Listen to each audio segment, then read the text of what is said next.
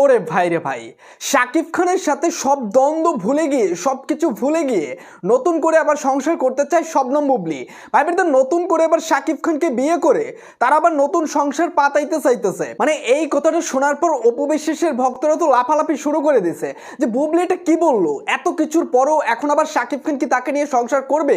কারণ বুবলি পরকীয়া করলো, বুবলি এত ষড়যন্ত্র খাটাইলো, শাকিব খানকে জোর করে বিয়ে করলো, শাকিব খানকে নানা ধরনের বাজে বাজে অপবাদ দিল এবং অপু বিশ্বাসকে নিয়ে যে কাণ্ড কারখানা তিনি এখন করতেছে। কারণ শাকিব খান অপু বিশ্বাসের এখন খুব ভালো সম্পর্ক, শোনা যাচ্ছে তারা গোপনে সংসার করতেছে। তো এই সকলের জন্যই তিনি এখন জ্বলে পড়ে কি শাকিব খানকে এই ধরনের কথা বলতেছে।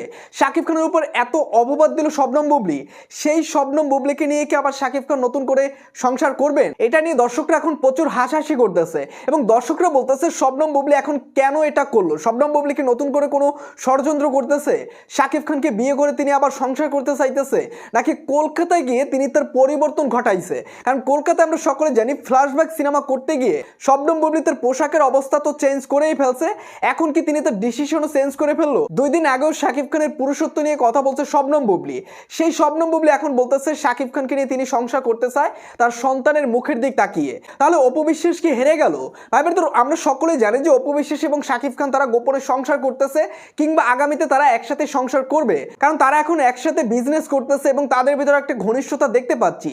তো এগুলো কি সবই মিথ্যা ছিল, নাকি শবনম বুবলির এই বিষয়টা পুরোপুরি মিথ্যা যে শাকিব খানকে তিনি আবার বিয়ে করতে চান, তারা একসাথে সংসার করতে চান? এগুলো কি কোনো ষড়যন্ত্র নয় তো?